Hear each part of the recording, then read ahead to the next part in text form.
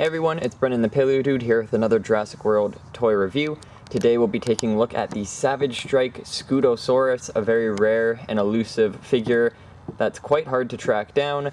A friend of mine on Instagram, Tyrannosaurus Rex, actually was able to send me one, and I'm very grateful for that because I've been waiting a long time to get my hands on this figure.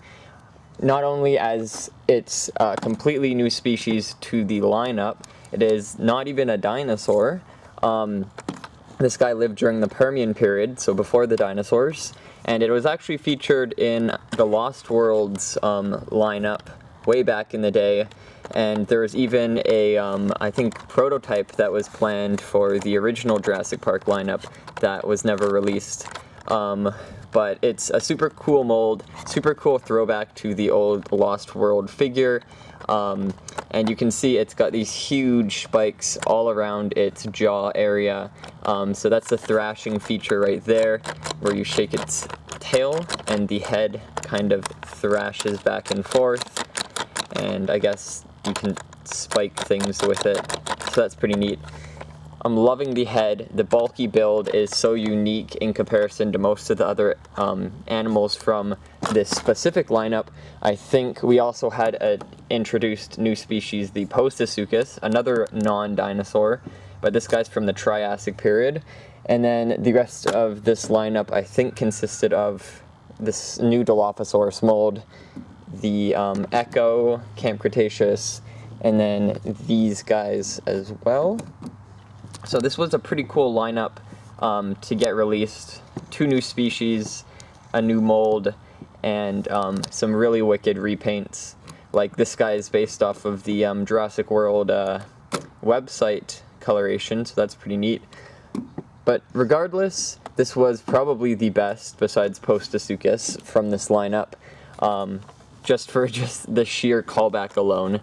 So the back of the package, you can see there's also a Styracosaurus from this lineup.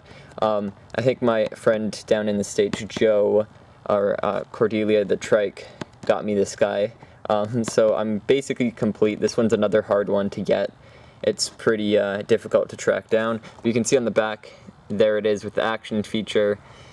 And then it's got a lot of languages going on the back of the package.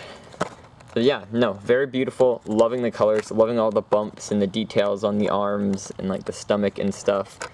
It's just spectacular, very cool. So let's get this sucker out of the package.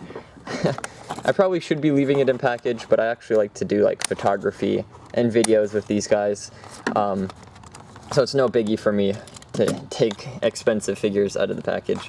So there we go. Package is gone, and we now have our hands on this figure. It is very heavy in comparison to the other figures, I guess because it's got a lot more bulk in comparison, but look at that body plan, very unique. Like, I love when Mattel does this, where they make all these different species that you don't usually see in the lineup, and especially ones with various body plans, different shapes, not just like the norm, like, oh, raptors and whatnot. I think we're yet to see some new species plans in the future, like I think Herrerasaurus is going to be in Dominion, so we might see that as a figure. We got hints at it before in unreleased figures, but so far we actually have some Permian creatures in Dominion. I think, was it Lystrasaurus that's going to be in there? I'd like to see that as a figure. It's probably going to be tiny, so it won't be posable, I guess. I don't know, we'll have to see. But the action feature's a little, I don't know, the range of it's not too big. See, it's kind of just back and forth. Yeah, that's all it can do. I was thinking I rounded up, but I don't think so.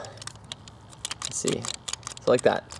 Yeah. So not the best action feature, but a very unique sculpt, very unique animal, and the colors really pop, nothing like we've seen in the lineup before, and as per usual, Mattel has definitely done well with the color scheme and the unique mold tying in together.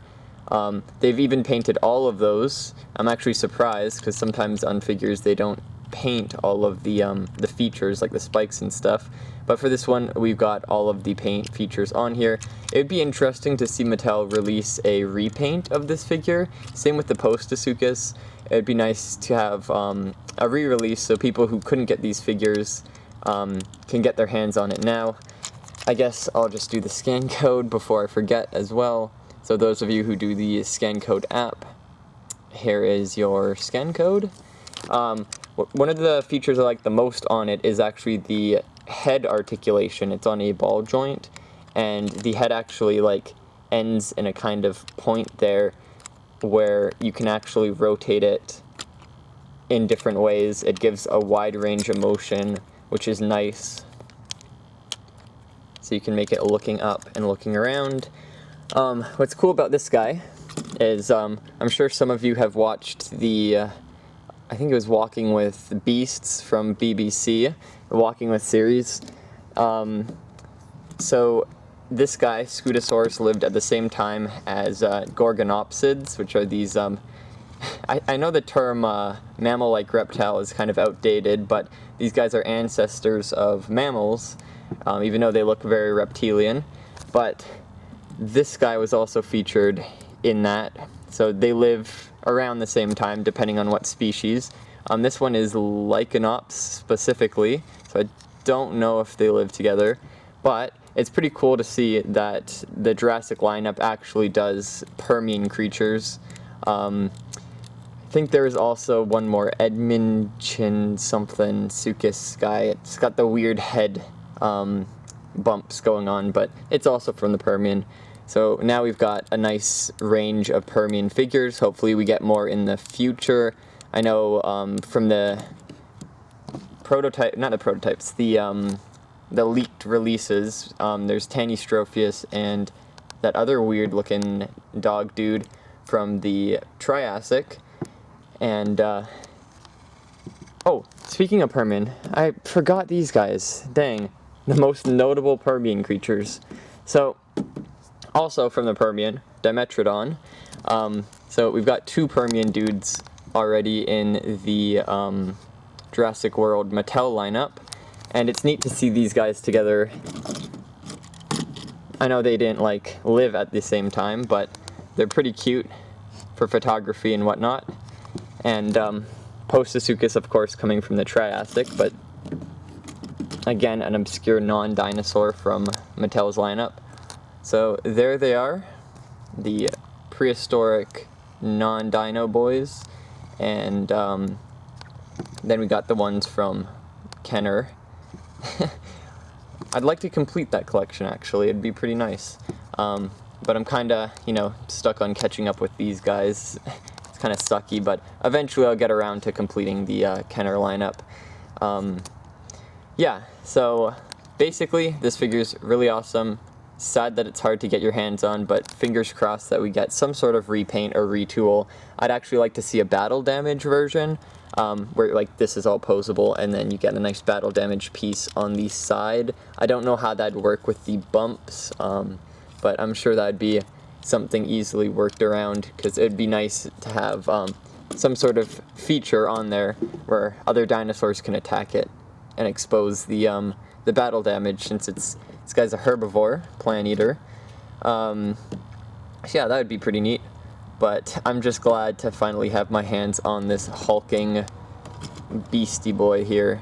I guess it's a female, because it's, Jurassic World. But yeah, so I hope you guys enjoyed this review. It was very fun. And if you guys want to see more unboxings, I do a lot on my channel, so be sure to check that out if you're new. And I'll see you all in the next video then. Bye-bye.